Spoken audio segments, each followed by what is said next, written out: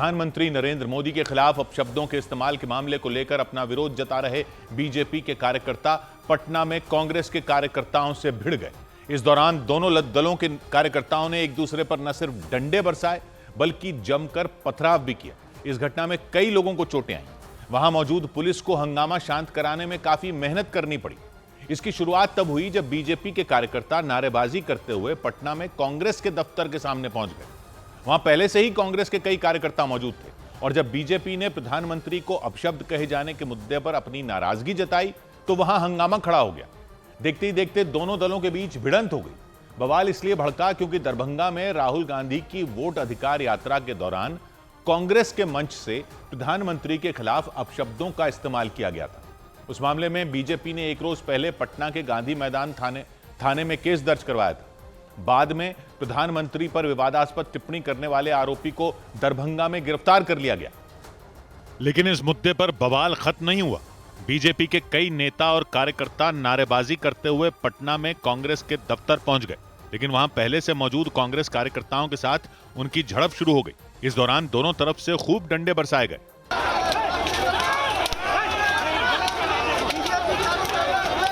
वहां मौजूद पुलिस ने किसी तरह उन्हें अलग किया तो दोनों दलों के कार्यकर्ताओं ने एक दूसरे पर पत्थर बरसाने शुरू कर दिए।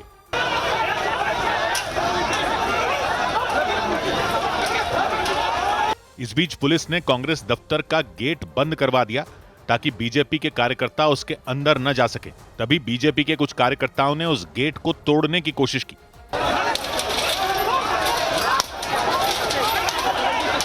हालांकि गेट बंद होने की वजह से वो अंदर नहीं जा सके, लेकिन इसके बाद भी वहां काफी देर तक तनाव की स्थिति बनी रही।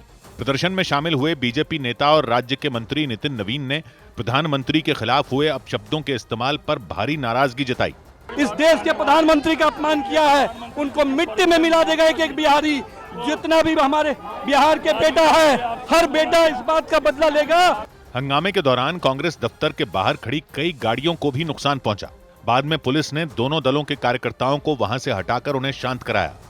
उधर उत्तर प्रदेश के वाराणसी में सड़क पर चल रही एक महिला से छेड़खानी करने के आरोपी की जमकर पिटाई कर दी गई।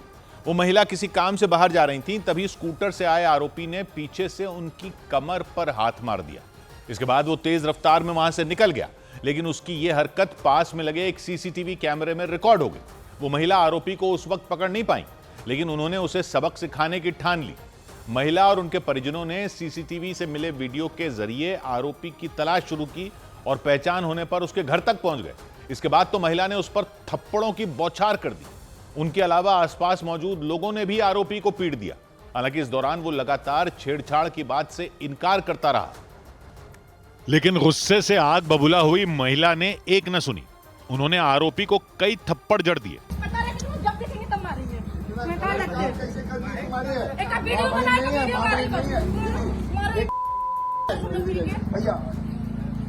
हमारे माँ बहन नहीं है। अरे उनके हमारी गलती है।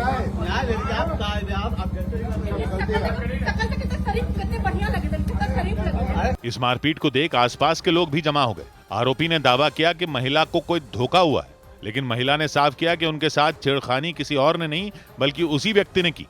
रास्ता चले थे, लड़कियों के सीना पकड़े थे, इन कमर पे लड़कियों के मारे थे। कौन तरीका है? तू टोपी नहीं लगाए हो? कैसी टोपी लगाए हो? देखो झूठ बोल रहा है। देखो तू रहे नहीं, इनका झूठ बोलना। देखो झूठ बोलना। मारो इतना मारो नहीं कि शकल खा पहले। चौंका देने वाला मामला वाराणसी के भेलूपुरा थाना क्षेत्र का रहा और वहां तिलभांडेश्वर मंदिर के नजदीक उस महिला से बदसलूकी की गई। आरोपी भी उसी इलाके का रहने वाला बताया गया। महिला के मुताबिक वो सुबह से आरोपी की तलाश में जुटी थी, क्योंकि सुबह के वक्त ही वो उनकी कमर पर हाथ मारकर भाग गया था और यही वजह रही कि आरोपी के पकड़ में आने के बाद महिला ने अपना सारा गुस्सा उस पर निकाल दिया। तोड़ो का हाथ पकड़ के तोड़ दो ना। हाथ रही है ना, लड़कियन के छड़िए। एक रास्ता चले थे, लड़कियन का सीना पकड़े थे, लड़कियन के कमर में मार के भागे थे। इनका तरीका देखो। नहीं सही करे थे, एकदम सही करे थे, एकदम सही करे थे। महिला के साथ साथ आसपास खड़े लोगों ने भी आरोपी की पिटाई कर दी। इनका हाथ तोड़ो, इनका हाथ तोड़ो। तू रहे हो ऐसे नहीं, जब तक इनके भागे मत बढ़िया खड़े रहो, बढ़िया खड़े रहो। जाए मत। सुबह से तेरी तलाश में तुम्हें क्या लगा कि तू भाग जाए? जाए मत दियो के घिस के इधर लेके आओ। महिला ने बताया कि वाराणसी में तिलभांडेश्वर मंदिर के पास उनके साथ छेड़खानी की गई। आरोपी की इस हरकत का सीसीटीवी वीडियो भी सामने आया, जिसमें दिखा कि वो महिला की कमर पर हाथ मारकर फरार हो गया था। इधर यूपी के बिजनौर में आवारा कुत्तों के हमले में एक बच्ची घायल हो गई। उत्तर प्रदेश के बिजनौर में घर के बाहर खेल रही 11 साल की एक बच्ची पर आवारा कुत्ते ने हमला कर दिया, जिसमें वो बच्ची बुरी तरह घायल हो गई। बच्ची को तुरंत नगीना के सामुदायिक स्वास्थ्य केंद्र ले जाया गया। उसकी खराब हालत को देखते हुए डॉक्टरों ने उसे इलाज के लिए जिला अस्पताल भेज दिया। बच्चे घूम रहे थे, बाहर काट लिया। किसने काट लिया? बावला कुत्ता था। उत्तर प्रदेश के हरदोई में 40 साल के जाबिर नाम के व्यक्ति पर आवारा कुत्तों ने हमला कर दिया, जिसमें वो बुरी तरह घायल हो गए। कुत्तों ने उन्हें कई जगह नोच डाला। जाबिर फल और सब्जी की दुकान चलाते हैं। दुकान के बाहर ही आवारा कुत्ते उन पर टूट पड़े। कुत्ते ने काटा, 4-5 कुत्ते बिल्कुल पड़े हम पे। हम मजबूर पड़ेगा, यहाँ आ गए 4-5 बार साबुन धो, साबुन से लगाओ। दिल्ली का नगर निगम एमसीडी और दिल्ली सरकार मिलकर आक्रामक कुत्तों के लिए 5 डॉग सेंटर बनाएंगे। सूत्रों के मुताबिक ये सेंटर द्वारका सेक्टर 29, बेला रोड, गाजीपुर, बिजवासन और मुढेला इलाके में बनाए जाएंगे। इन सेंटरों में 2500 से 3000 कुत्तों को रखने की व्यवस्था होगी। उत्तर प्रदेश के सहारनपुर में पुलिस ने 3 बदमाशों को गिरफ्तार कर उनके कब्जे से अवैध हथियारों समेत करीब 1 किलो सोने चांदी के गहने जब्त किए। पुलिस ने तीनों बदमाशों को अलग अलग एनकाउंटर में पकड़ने का दावा किया। पुलिस की गोली लगने से वो घायल हो गए। उधर उत्तर प्रदेश के बहराइच में भेड़ियों के हमलों से एक बार फिर दहशत फैल गई। वहां भेड़ियों ने अलग अलग गांवों के 4 लोगों को अपना शिकार बना लिया। उन्होंने एक बुजुर्ग का तो मुंह ही नोच डाला, जबकि खेत में गई एक महिला को भी बुरी तरह घायल कर दिया। पिछले साल भी जुलाई और अगस्त महीने में भेड़ियों ने बहराइच की महसी तहसील में कोहराम मचा दिया था। आदमखोर भेड़ियों ने वहां 60 से ज्यादा लोगों पर हमला किया था और उनमें 10 बच्चों समेत 11 लोगों की जान चली गई थी। भेड़ियों ने ऐसा आतंक मचाया था कि लोगों का घरों से बाहर निकलना मुश्किल हो गया था। डर के मारे लोग अपने घरों में कैद हो गए थे। हालांकि बाद में वन विभाग की टीम ने कड़ी मेहनत के बाद कई भेड़ियों को दबोच लिया था। उनके पकड़े जाने के बाद लोगों ने राहत की सांस ली थी, क्योंकि बाद के महीनों में वहां भेड़ियों का कोई बड़ा हमला नहीं हुआ था। लेकिन 1 साल बाद बहराइच में दोबारा भेड़ियों के दस्तक देने से लोग सहम गए। डरे हुए लोगों ने रात के वक्त पहरा देना शुरू कर दिया। वो डंडे लेकर अपने अपने गांवों की रखवाली में जुट गए, क्योंकि भेड़ियों के हमले में एक बुजुर्ग समेत 4 लोग जख्मी हो गए। बताया गया कि वो बुजुर्ग अपने घर में सो रहे थे, तभी भेड़िए ने उनके चेहरे पर झपट्टा मार दिया। उन्होंने हाथ से छुड़ाने की कोशिश की तो उनकी उंगलियों को भी नोच डाला गया। बुजुर्ग पर हमले के कुछ देर बाद ही एक महिला पर भी भेड़िए ने धावा बोल दिया। गनीमत रही कि दोनों की जान बच गई। आप तस्वीर देखिए, इस वक्त जो बुजुर्ग चारपाई पर लेटे हुए हैं, इनके चेहरे पर उसने हमला किया था और उनको खींचने की कोशिश की, लेकिन ये बाल बच गए। भेड़ियों के हमलों का यह मामला बहराइच की महसी तहसील में मौजूद मोतीपुरवा नाम के गांव का रहा। करीब 1 साल पहले भी भेड़ियों ने महसी तहसील में जमकर आतंक मचाया था। इसी बीच उनकी वापसी ने दोबारा लोगों को डंडे उठाने के लिए मजबूर कर दिया। मोतीपुरवा और उसके आसपास के गांवों के लोगों ने रात के समय पहरा देना शुरू कर दिया। उन्हें डर सताने लगा कि कहीं भेड़िए उन्हें या उनके बच्चों को अपना शिकार ना बना ले। भेड़ियों के हमले की जानकारी मिलने पर इलाके के विधायक ने घायलों से मुलाकात की। इसके बाद वो खुद भी अपने समर्थकों के साथ बंदूकें लेकर भेड़ियों की तलाश में जुट गए। इधर मराठा समुदाय के लिए शिक्षा और सरकारी नौकरियों में आरक्षण की मांग को लेकर मराठा आरक्षण आंदोलन के नेता मनोज जरांगे पाटिल मुंबई के आजाद मैदान में भूख हड़ताल पर बैठ गए। कुछ रोज पहले मराठा आरक्षण की मांग को लेकर मनोज जरांगे पाटिल ने महाराष्ट्र के जालना से मार्च शुरू किया था। उस मार्च में महाराष्ट्र के अलग अलग जिलों से बड़ी संख्या में मराठा समुदाय के लोग शामिल हुए। आजाद मैदान पहुंचने के बाद मनोज जरांगे पाटिल ने ऐलान किया कि मांग पूरी होने तक वो अनिश्चितकालीन भूख हड़ताल करेंगे और किसी भी कीमत पर वहां से नहीं हटेंगे। हालांकि मुंबई पुलिस ने उन्हें सिर्फ 1 दिन के लिए आजाद मैदान में प्रदर्शन करने की इजाजत दी। आजाद मैदान में मराठा समुदाय के लोगों की बेहिसाब भीड़ जुटने के बाद वहां की सुरक्षा बढ़ा दी गई। हालात संभालने के लिए बड़ी संख्या में पुलिस के जवान तैनात कर दिए गए। आसपास के इलाकों में बैरिकेडिंग कर दी गई। कुछ सड़कों को भी बंद कर दिया गया। 43 साल के मनोज जरांगे पाटिल की मांग है कि मराठा समुदाय के लोगों को कुनबी जाति में शामिल किया जाए। कुनबी जाति अन्य पिछड़ा वर्ग यानी ओबीसी श्रेणी में आती है। अगर मराठा समुदाय को कुनबी के रूप में मान्यता दे दी गई तो उन्हें शिक्षा और सरकारी नौकरियों में आरक्षण का लाभ मिल सकेगा। इससे पहले भी मनोज जरांगे पाटिल मराठा समुदाय के लोगों के लिए आरक्षण की मांग को लेकर अनशन कर चुके हैं और इस बार वो मराठा आरक्षण की मांग को लेकर मुंबई के आजाद मैदान में भूख हड़ताल पर बैठ गए। मनोज जरांगे पाटिल की अगुवाई में महाराष्ट्र के अलग अलग जिलों से हजारों की संख्या में मराठा समुदाय के लोग आजाद मैदान पहुंच गए। भीड़ इतनी कि वहां पैर रखने तक की जगह नहीं दिखी। हर तरफ मराठा समुदाय के लोग हाथों में झंडे और नारे लिखे पोस्टर लिए नजर आए। मराठा आरक्षण को लेकर जरांगे पाटिल के साथ सैकड़ों लोग जो है वो पूरी महाराष्ट्र से मुंबई आ चुके हैं और मुंबई आजाद मैदान में उनका प्रोटेस्ट चल रहा है। मराठा समुदाय के प्रदर्शन को देखते हुए मुंबई पुलिस ने आजाद मैदान के आसपास सुरक्षा कड़ी कर दी। भीड़ को संभालने के लिए सड़कों पर बैरिकेडिंग कर दी गई। बड़ी संख्या में जवानों को तैनात कर दिया गया ताकि किसी भी सूरत में वहां के हालात न बिगड़े। मुंबई पुलिस ने सिर्फ एक दिन की इजाजत दी है, परमिशन दी है ये प्रोटेस्ट करने के लिए। इन लोगों का साफ कहना है कि जब तक सरकार बात नहीं मानेगी वो यहाँ से नहीं लेंगे। 43 साल के मनोज जरांगे पाटिल की मांग है कि सभी मराठा समुदाय के लोगों को कुणबी जाति में शामिल किया जाए। कुणबी जाति अन्य पिछड़ा वर्ग यानी ओबीसी श्रेणी में आती है। अगर मराठा समुदाय के लोगों को कुणबी जाति के रूप में मान्यता मिल गई तो उन्हें शिक्षा और सरकारी नौकरियों में आरक्षण का लाभ मिलेगा। उधर बिहार की राजधानी पटना के मनेर इलाके में उस वक्त हंगामा खड़ा हो गया जब 10 साल की बच्ची के हत्या के आरोप में पुलिस ने एक व्यक्ति को गिरफ्तार कर लिया। इसका पता चलने के बाद बड़ी संख्या में लोग मनेर थाने के बाहर जमा हो गए। लोगों ने पुलिस से आरोपी को सौंपने की मांग की ताकि वो लोग उसे सजा दे सकें, लेकिन पुलिस के मना करने के बाद लोग भड़क गए। गुस्साए लोगों ने टायर जलाकर सड़क पर जाम लगा दिया।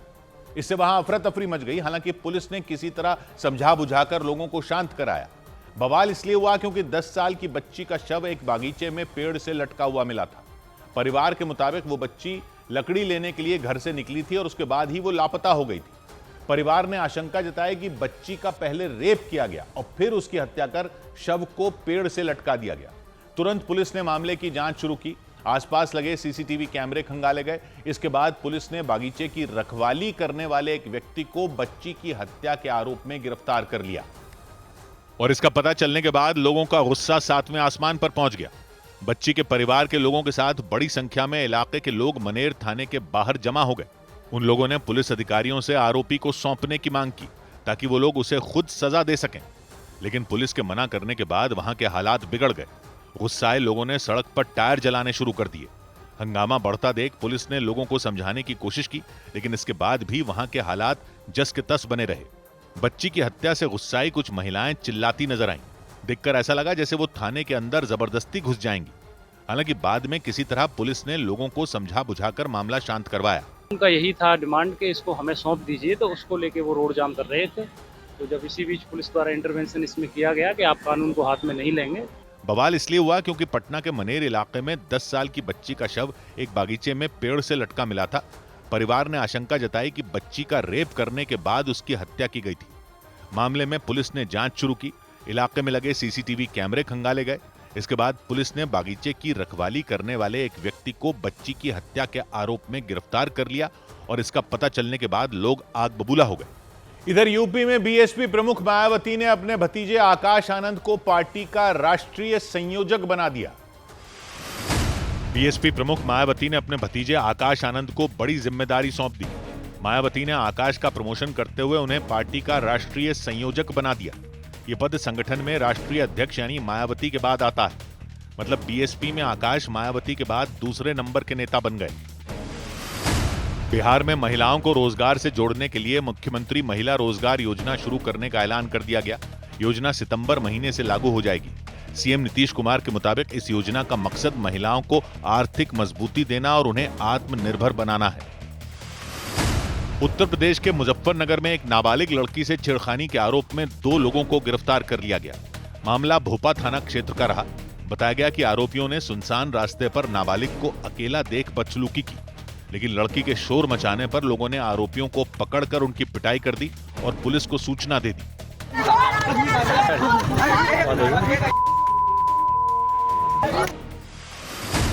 उत्तर प्रदेश के मुख्यमंत्री योगी आदित्यनाथ ने प्रतापगढ़ जिले का दौरा किया। इस दौरान उन्होंने बेल्हा देवी मंदिर पहुंचकर पूजा अर्चना की। मंदिर में दर्शन करने के बाद सीएम ने कई विकास योजनाओं का लोकार्पण किया।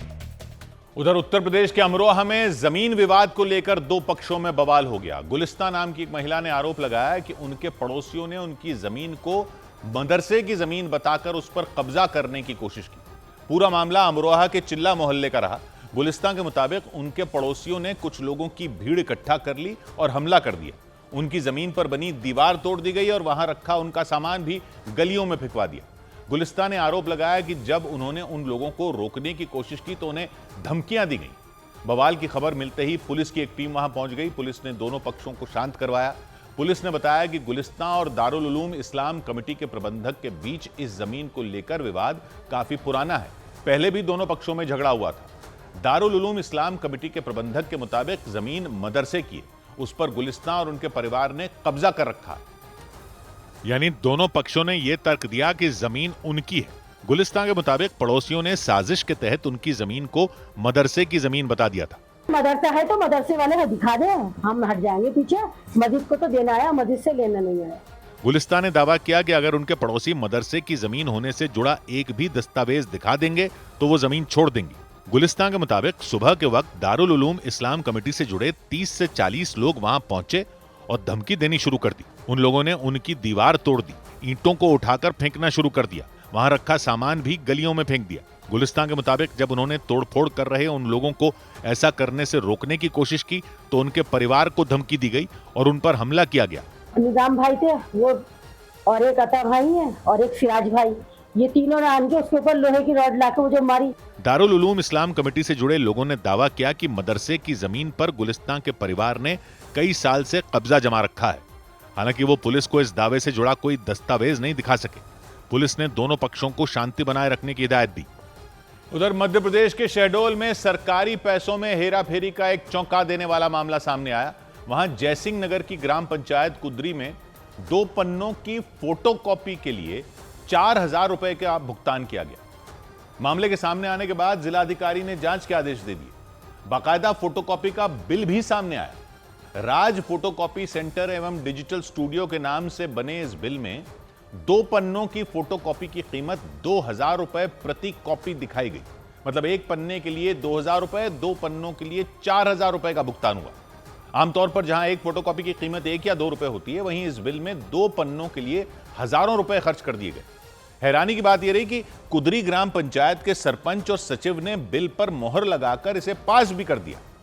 शहडोल में यह कोई पहला ऐसा मामला नहीं है। इससे पहले एक स्कूल में 4 लीटर पेंट से पुताई के नाम पर 1,07,000 रुपए का बिल पास कराया गया था। लेकिन इस बार शहडोल में 2 पन्नों की फोटोकॉपी के लिए 4000 रुपए खर्च कर दिए गए, जबकि किसी भी शहर, गांव या कस्बे में एक पन्ने की फोटोकॉपी की कीमत आमतौर पर 1 या 2 रुपए होती है। लेकिन शहडोल के जयसिंह नगर की ग्राम पंचायत कुदरी में सिर्फ 2 पन्नों की फोटोकॉपी के लिए हजारों रुपए पानी में बहा दिए गए। बाकायदा इसका बिल भी सामने आया। महराज फोटोकॉपी सेंटर एवं डिजिटल स्टूडियो के नाम से बने इस बिल में 2 पन्नों की फोटोकॉपी की कीमत 2000 रुपए प्रति कॉपी दिखाई गई। मतलब एक पन्ने के लिए 2000 रुपए और 2 पन्नों के लिए कुल 4000 रुपए का भुगतान हुआ। 2 रुपए फोटोकॉपी बिल है तो उसमें दर की जगह उन्होंने मात्रा लिखी है, मात्रा की जगह दर लिखा है। चौंकाने वाली बात यह रही कि कुदरी ग्राम पंचायत की सरपंच और सचिव ने मोहर लगाकर बिल को पास कर पैसे भी दिलवा दिए। इस मामले के सामने आने के बाद प्रशासन ने जांच के आदेश दे दिए। तो बिना उसको देखे पंचायत लेवल पर उसको पास कर दिया है। तो मुझे गड़बड़ तो ये इतना बार देखना है कि रेट कहां से उठाए गए हैं फोटोकॉपी के। शहडोल में ये कोई पहला ऐसा मामला सामने नहीं आया। इससे पहले जिले के एक स्कूल में 4 लीटर पेंट से पुताई के नाम पर 168 मजदूर और 68 राजमिस्त्री लगाकर 1,70,000 रुपए का बिल पास कराया गया था। उधर उत्तर प्रदेश के बदायूं में शराब पीने से रोके जाने पर एक नर्सिंग होम के संचालक की पिटाई का डरा देने वाला मामला सामने आया। वहां कार से पहुंचे हमलावरों ने उनकी जमकर पिटाई कर दी और इसमें वो घायल हो गए। बाद में उनकी शिकायत पर पुलिस मामले की जांच में जुट गई। जानकारी के मुताबिक हंगामे की शुरुआत तब हुई जब नर्सिंग होम के बाहर एक व्यक्ति शराब पी रहे थे। बताया गया वहां के संचालक ने उन्हें शराब पीने से मना किया तो वो भड़क गए। हालांकि वहां के कर्मचारियों ने जब उन पर दबाव बनाया तो वो वहां से चले गए। सबको ये लगा कि मामला शांत हो गया, लेकिन बाद में वही व्यक्ति अपने कई साथियों के साथ वहां पहुंच गए और उन्होंने संचालक की जमकर पिटाई कर दी। उन लोगों ने उन्हें इतना पीटा कि वो बुरी तरह घायल हो गए। और ये पूरा बवाल नर्सिंग होम के सामने ही हुआ। कार से आए कई हमलावर एक साथ मिलकर वहां के संचालक पर टूट पड़े। किसी ने उन्हें थप्पड़ मारा तो किसी ने मुक्का चलाया। कुछ लोग लातों से भी उनकी पिटाई करते नजर आए। मारपीट करने वालों ने उन्हें चारों तरफ से घेर लिया। इस बीच नर्सिंग होम के संचालक ने खुद को बचाने की बहुत कोशिश की, लेकिन वो अकेले उनका मुकाबला नहीं कर पाए। हालांकि कुछ देर बाद शोर सुनकर वहां के कुछ कर्मचारी उनके बचाव में वहां पहुंच गए। वो आते ही हमलावरों से भिड़ गए। तब तक आसपास के कई लोग भी इकट्ठा हो गए और सबने मिलकर दोनों पक्षों को शांत करा दिया। इससे पहले नर्सिंग होम के संचालक बाहर निकलकर अपनी गाड़ी के नजदीक पहुंचे। वो गाड़ी में बैठने ही वाले थे कि वहां एक दूसरी कार पहुंच गई। उस कार से कुछ लोग बाहर निकले और निकलते ही उन्होंने हमला कर दिया। जानकारी के मुताबिक नर्सिंग होम के बाहर एक व्यक्ति शराब पी रहा था और जब वहां के संचालक ने उसे मना किया तो उसने अपने कुछ साथियों को बुलाकर उनके साथ मारपीट की। इधर यूपी के कासगंज में एक इनामी बदमाश को मुठभेड़ के बाद गिरफ्तार करने का दावा किया गया। उत्तर प्रदेश के कासगंज में पुलिस ने 25,000 के एक इनामी बदमाश को मुठभेड़ के बाद गिरफ्तार करने का दावा किया। पुलिस के मुताबिक चेकिंग के दौरान बाइक से आए आरोपी ने फायरिंग की थी और जवाबी कार्रवाई में घायल हो गया। पूछताछ के बाद घायल बदमाश ने अपना नाम पंकज बताया, जो थाना पटियाली के 2 मुकदमों में वांछित चल रहा था। दिल्ली के नजदीक उत्तर प्रदेश के गाजियाबाद में पुलिस ने लूट के 2 आरोपियों को मुठभेड़ के दौरान गिरफ्तार करने का दावा किया। पुलिस के मुताबिक उन पर लूट और डकैती समेत दूसरे मामलों में कई केस दर्ज हैं।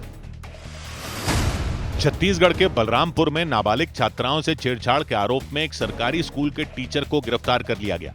पुलिस ने उनके खिलाफ पॉक्सो समेत कई दूसरी धाराओं में केस दर्ज किया। जानकारी के मुताबिक संगीत के उस टीचर के खिलाफ स्कूल के प्रिंसिपल ने ही शिकायत की थी। बिहार के दरभंगा में राजेश कुमार ठाकुर नाम के स्कूल टीचर को कुछ बदमाशों ने घात लगाकर गोली मार दी। बाद में उन्हें इलाज के लिए अस्पताल ले जाया गया, जहां उनकी जान नहीं बचाई जा सकी। राजेश मधुबनी जिले के रहने वाले थे। इस मामले में पुलिस ने केस दर्ज कर आरोपियों की तलाश शुरू कर दी। स्कूल से आ रहा था, दूसरे स्कूल जा रहा था तो सुनसान जगह में गोली मार दी। उधर उत्तर प्रदेश के संभल में हिंसा पर आई न्यायिक जांच रिपोर्ट के बाद जुमे के दिन सुरक्षा के कड़े इंतजाम दिखाई दिए। पूरा संभल शहर किसी पुलिस छावनी में तब्दील नजर आया।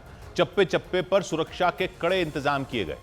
न्यायिक जांच रिपोर्ट सौंपे जाने के बाद होने वाली जुमे की नमाज के लिए पुलिस प्रशासन ने अलर्ट जारी किया था। इसीलिए वहां पुलिस के साथ पीएसी और आरएएफ के जवानों को भी तैनात कर दिया गया।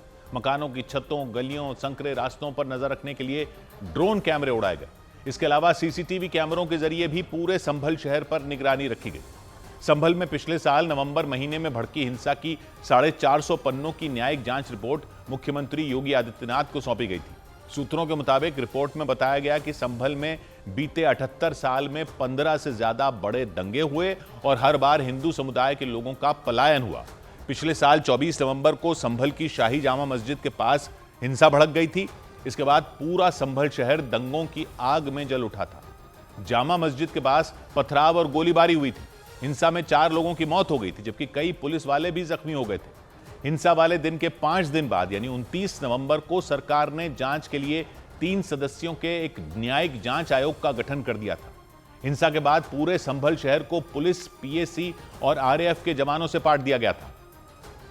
और जब उस हिंसा पर 277 दिन के बाद न्यायिक जांच आयोग की रिपोर्ट आई, तब भी संभल में उसी तरह की सुरक्षा व्यवस्था कर दी गई। इसी तरह की कोई गड़बड़ी ना हो, उसको लेकर प्रशासन ने इस तरह का अलर्ट जारी किया है। पुलिस फोर्स की तैनाती है। सभी अधिकारियों, चाहे वो एसडीएम स्तर के हों, तहसीलदार हो, कानूनगो हों, सभी को डिप्लॉय किया गया है। न्यायिक जांच रिपोर्ट के मुख्यमंत्री को सौंपे जाने के बाद होने वाली जुमे की नमाज के लिए पुलिस प्रशासन ने पूरे संभल में अलर्ट जारी कर दिया। फ्राइडे को वैसे भी अलर्ट रहते हैं और पीएसी है, आरएएफ है, ड्रोन कैमरे हैं, हमारी बैरियर्स हैं, हर जगह हम लोगों ने ड्यूटी डिप्लॉय कर रखी है। ड्रोन कैमरों और सीसीटीवी कैमरों के जरिए संभल में चप्पे चप्पे पर नजर रखी गई।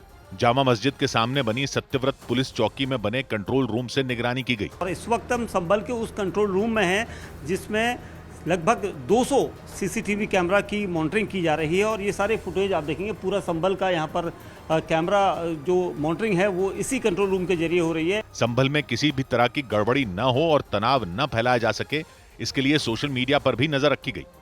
कड़ी सुरक्षा के बीच करीब 500 लोगों ने संभल की शाही जामा मस्जिद में जुमे की नमाज पढ़ी।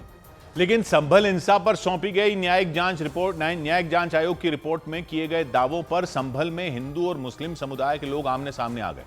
मुस्लिम समुदाय के कुछ लोगों ने जांच रिपोर्ट में किए गए दावों को नकार दिया। उन्होंने दावा किया कि संभल में हिंदू समुदाय के लोगों की आबादी घटी नहीं बल्कि बढ़ी है, जबकि हिंदू समुदाय के लोगों ने न्यायिक जांच आयोग की रिपोर्ट में किए गए दावों को बिल्कुल सही ठहराया। उन्होंने यह दावा तक कर दिया कि जमीन पर हालात और ज्यादा खतरनाक। न्यूज 18 से बातचीत के दौरान हिंदू समुदाय के लोगों ने बताया कि संभल से हिंदू परिवारों के पलायन का सिलसिला थमा नहीं है। संभल में लगातार घटती हिंदुओं की जनसंख्या के पीछे हिंदू समुदाय के लोगों ने कारोबार को एक बड़ी वजह बताया। न्यूज 18 से बातचीत में उन्होंने दावा किया कि 85% आबादी वाले लोग 15% आबादी वाले यानी हिंदू समुदाय के लोगों के साथ किसी तरह का कारोबारी रिश्ता नहीं रखना चाहते। नतीजा यह हुआ कि मजबूरी में धीरे धीरे लोगों ने पलायन कर लिया और पलायन का वो सिलसिला कभी थमा ही नहीं। न्यूज 18 से बातचीत के दौरान हिंदू समुदाय के लोगों ने दावा किया कि संभल में हिंदू समुदाय की आबादी 15% से भी कम हो चुकी है। मैं ये कहना चाहता हूं कि 15% उस समय था, आज की स्थिति में 2% और कम हो गया। यहां से लगातार पलायन हो रहा है। न्यायिक जांच आयोग की रिपोर्ट में किए गए दावों को सही ठहराते हुए हिंदू समुदाय के लोगों ने पलायन के पीछे कारोबार को एक बड़ी वजह बताया। 85% हमसे परचेज नहीं करेगा, शॉपिंग नहीं करेगा, तो हम 15% क्या करेंगे। हिंदू समुदाय के लोगों ने दावा किया कि सरकार ने संभल में सुरक्षा नहीं दी तो आने वाले समय में हालात और बिगड़ सकते हैं। सुरक्षा नहीं मिली हिंदू की तो आने वाले टाइम में और हिंदू कम हो जाएगा। यहाँ से मेरा आधा परिवार 92 में बाहर चला गया, दिल्ली रह रहा है। हालांकि संभल हिंसा पर सौंपी गई न्यायिक जांच आयोग की रिपोर्ट को वहां के मुस्लिम समुदाय के कुछ लोगों ने नकार दिया। गलत आंकड़े हैं, नगर पालिका मौजूद है 150 साल पुरानी, आप रिकॉर्ड निकलवा लीजिए। हिंदू ज्यादा ही है। न्यायिक जांच आयोग की 450 पेज की रिपोर्ट में किए गए दावों ने संभल में जनसंख्या के असंतुलन के मुद्दे को हवा दे दी, जिसकी चर्चा हर जगह शुरू हो गई। और इस सब के बीच सूत्रों ने दावा किया कि न्यायिक जांच रिपोर्ट में संभल हिंसा का कई अंतर्राष्ट्रीय आतंकी संगठनों से कनेक्शन होने का भी जिक्र किया गया। सूत्रों के मुताबिक जांच रिपोर्ट में दावा किया गया कि संभल में जर्मनी से लाए गए हथियारों का इस्तेमाल हुआ था, जो अमेरिका और पाकिस्तान के रास्ते वहां पहुंचे थे। सूत्रों ने बताया कि जांच रिपोर्ट में दावा किया गया कि संभल में अल-कायदा, हरकतुल मुजाहिदीन, तहरीक तालिबान जैसे खतरनाक आतंकी संगठन सक्रिय थे, जो गज़वाए हिंद के मंसूबे को अंजाम देने की साजिश में जुटे थे। सूत्रों के मुताबिक जांच रिपोर्ट में दावा किया गया कि संभल में बड़े पैमाने पर मुस्लिम समुदाय के लड़कों को खूंखार आतंकी संगठन ISIS और पाकिस्तान की खुफिया एजेंसी ISI से जोड़ने की कोशिश की जा रही थी। सूत्र बताते हैं जांच रिपोर्ट में संभल के कुछ लोगों के नाम का जिक्र करते हुए उनके बड़े आतंकी गिरोहों से जुड़े होने का दावा भी किया गया। मतलब जांच रिपोर्ट में इस बात की ओर इशारा किया गया कि संभल में कई अंतर्राष्ट्रीय आतंकी संगठन काफी गहराई तक अपनी जड़ें जमा चुके थे और वो अपने हैंडलरों और टॉप कमांडरों के इशारे पर संभल का माहौल बिगाड़ने की कोशिश में जुटे थे। सूत्रों के मुताबिक न्यायिक जांच की रिपोर्ट में 3 खतरनाक आतंकी संगठनों के नाम का जिक्र मिला। सूत्र बताते हैं कि रिपोर्ट में बताया गया कि हरकतुल मुजाहिदीन, तहरीक तालिबान और अल-कायदा जैसे अंतर्राष्ट्रीय आतंकी संगठनों का तगड़ा नेटवर्क संभल में पूरी तरह एक्टिव था।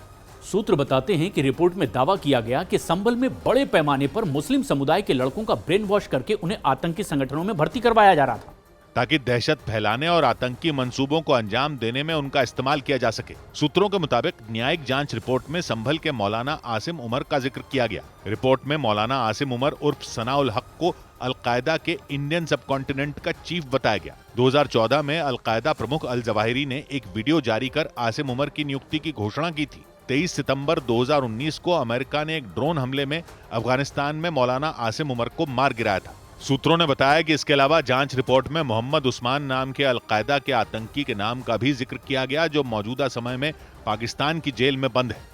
हालांकि संभल हिंसा पर न्यायिक जांच आयोग की रिपोर्ट को लेकर घमासान भी छिड़ गया। लखनऊ में हिंदूवादी संगठनों से जुड़े लोगों ने संभल से समाजवादी पार्टी के सांसद जियाउर रहमान बर्क के खिलाफ मोर्चा खोल दिया। उन लोगों ने सड़कों पर सांसद का पुतला जलाया और नारेबाजी की, क्योंकि सूत्रों के मुताबिक जांच रिपोर्ट में यह दावा किया गया कि संभल के सांसद के भड़काऊ बयान के बाद ही वहां हिंसा की चिंगारी भड़की थी। सूत्रों ने बताया जांच रिपोर्ट में यह भी दावा किया गया कि संभल में हिंसा भड़की नहीं बल्कि भड़काई गई थी। हालांकि संभल हिंसा पर आई न्यायिक जांच रिपोर्ट को समाजवादी पार्टी ने मानने से ही इनकार कर दिया। अयोध्या से समाजवादी पार्टी के सांसद अवधेश प्रसाद ने 450 पेज की रिपोर्ट को तथ्यों के विपरीत बताया, जबकि हिंदूवादी संगठनों से जुड़े कुछ लोगों ने लखनऊ की सड़कों पर समाजवादी पार्टी के सांसद जियाउर रहमान बर्क के खिलाफ प्रदर्शन किया। हाथों में भगवा झंडा और पोस्टर लेकर पहुंचे हिंदूवादी संगठनों से जुड़े लोगों ने नारेबाजी की और जियाउर रहमान बर्क का पुतला जलाया। आयोग की रिपोर्ट के बाद विश्व हिंदू रक्षा परिषद जो है आज समाजवादी पार्टी के लोकल सांसद जियाउर रहमान बर्क का पुतला दहन कर रहे हैं विरोध में। प्रदर्शन कर रहे लोगों ने आरोप लगाया कि समाजवादी पार्टी के सांसद के इशारे पर ही संभल में हिंदू समुदाय के लोगों पर अत्याचार किया गया। वहां भड़की हिंसा के पीछे साजिश का आरोप लगाते हुए प्रदर्शनकारियों ने सरकार से संभल में हिंदू समुदाय के लोगों की सुरक्षा की मांग की, जबकि अयोध्या से समाजवादी पार्टी के सांसद अवधेश प्रसाद ने न्यायिक जांच आयोग की रिपोर्ट पर सवाल उठाए। ये रिपोर्ट जमीनी नहीं है, तथ्यों के विपरीत है। संभल हिंसा के 277 दिनों बाद आई जांच आयोग की रिपोर्ट ने संभल के मुद्दे को करीब 9 महीने बाद फिर से हवा दे दी। इधर गुजरात के सूरत में 11 करोड़ की कीमत के ड्रग्स नष्ट कर दिए गए। गुजरात के सूरत में पुलिस ने 11 करोड़ रुपए की कीमत के ड्रग्स नष्ट कर दिए। अलग अलग जगहों पर 34 मामलों में की गई कार्रवाई के दौरान बड़े पैमाने पर ड्रग्स जब्त किए गए थे। राजस्थान के धौलपुर में एक महिला के रेप के आरोप में एक पुलिसकर्मी को सस्पेंड कर दिया गया। पुलिस अधिकारियों के मुताबिक वो महिला भैंस चोरी की शिकायत दर्ज कराने के लिए थाने पहुंची थी। आरोप लगा इसी दौरान उस पुलिसकर्मी ने उनका रेप किया था। जो एसएचओ है विनोद बाड़ी सदर, उनके द्वारा महिला पर दबाव बनाया गया। राजस्थान के सीकर में एक नाबालिग छात्रा के अपहरण के मामले में पिछले 1 साल से फरार चल रहे आरोपी को पुलिस ने गिरफ्तार कर लिया। आमिर खान नाम के उस आरोपी पर 5,000 रुपए का इनाम रखा गया था। पुलिस ने उस छात्रा को भी बरामद कर लिया। आंध्र प्रदेश के विजयनगरम में एक मालगाड़ी हादसे का शिकार हो गई। ट्रेन के कई डिब्बे पटरी से उतर गए। इस घटना के बाद रेलवे लाइन पर ट्रेनों के आने जाने पर रोक लगा दी गई। उधर मध्य प्रदेश के शाजापुर में थाने पर ड्यूटी के दौरान एक पुलिसकर्मी को अचानक दिल का दौरा पड़ गया। इसके बाद उन्हें तुरंत अस्पताल ले जाया गया, जहां से उन्हें इंदौर रेफर कर दिया गया। जानकारी के मुताबिक उनकी सुबह से ही तबीयत खराब थी। उन्हें सीने और हाथ में दर्द हो रहा था, इसलिए वो दवा लेकर पुलिस थाने में बने एक कमरे में आराम करने चले गए। वहां उनके साथ एक और पुलिसकर्मी मौजूद रहे और उनके सामने ही उन्हें हार्ट अटैक आ गया। इससे पहले जितेंद्र चंद्रवंशी नाम के वो पुलिसकर्मी उस कमरे में रखी एक टेबल पर बैठे नजर आए। उनके बगल में एक कुर्सी पर दूसरे पुलिसकर्मी बैठे हुए थे। वो अपने फोन में देख रहे थे, तभी जितेंद्र बार बार अपने सीने पर हाथ फेरते दिखे। हर बीतते सेकंड के बाद उनकी बेचैनी बढ़ती जा रही थी। वो कभी लंबी लंबी सांसें लेते दिखे तो कभी अपने सिर पर हाथ फेरते नजर आए। इस दौरान उनके पास बैठे पुलिसकर्मी ने 1-2 बार उनकी तरफ देखा भी, लेकिन इसके बाद वो दोबारा अपने फोन में लग गए। थोड़ी देर बाद जितेंद्र ने अपना फोन उठाया। जैसे ही उन्होंने फोन हाथ में लिया, वो आगे की तरफ झुक गए। ऐसा लगा जैसे वो गिर जाएंगे। हालांकि वो तुरंत पीछे हो गए, लेकिन उसके अगले ही पल उन्हें दिल का दौरा पड़ा और वो उस टेबल पर गिर गए। देखते ही वो पुलिसकर्मी खड़े हुए और उन्हें उठाने की कोशिश करने लग गए। इसके बाद एक और व्यक्ति वहां आ गए। उन दोनों ने मिलकर जितेंद्र को उठाया और पुलिस की गाड़ी में बैठाकर अस्पताल ले गए। वहां से उन्हें इंदौर रेफर कर दिया गया, जहां उनकी हालत स्थिर बताई गई। इधर राजस्थान के पाली में एक चलती बस में ड्राइवर को अचानक दिल का दौरा पड़ गया, जिसकी वजह से उनकी मौत हो गई। जानकारी के मुताबिक बस चलाते चलाते अचानक ड्राइवर की तबीयत बिगड़ गई। उन्होंने तुरंत उस बस के कंडक्टर को इसके बारे में बताया। इसके बाद वो पास वाली सीट पर बैठ गए और बस कंडक्टर ने संभाल ली। इसके थोड़ी देर बाद ही ड्राइवर को हार्ट अटैक आ गया। उस बस में अफरा तफरी मच गई। बस के कंडक्टर उन्हें तुरंत अस्पताल ले गए, लेकिन उनकी जान नहीं बच पाई। बस में करीब 45 यात्री सवार थे और जैसे ही ड्राइवर को दिल का दौरा पड़ा, वो घबरा गए। इससे पहले वो कंडक्टर बस चलाते नजर आए, जबकि ड्राइवर उनके बगल में बैठे दिखाई दिए। बार बार उनकी आंखें बंद हो रही थीं। थोड़ी देर बाद अचानक 36 साल के सतीश कुमार नाम के ड्राइवर को हार्ट अटैक आ गया और वो गिर गए। ये देखते ही कंडक्टर डर गए। उन्होंने उन्हें उठाने की कोशिश भी की, लेकिन वो नहीं उठे। इस दौरान वहां एक महिला भी बैठी नजर आई। कंडक्टर ने उन्हें अंदर से किसी को बुलाने का इशारा किया। इसके बाद उन्होंने आवाज लगाई और अंदर से 2 लोग बाहर आ गए। उन्होंने ड्राइवर को उठाकर सीधा लिटाया और अंदर ले गए।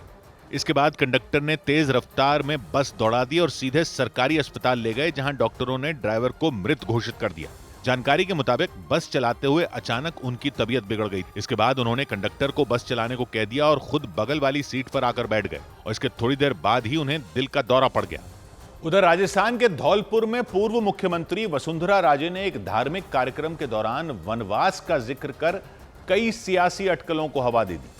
उन्होंने बयान दिया कि वनवास सभी के जीवन में कभी न कभी आता है, लेकिन जाता भी है।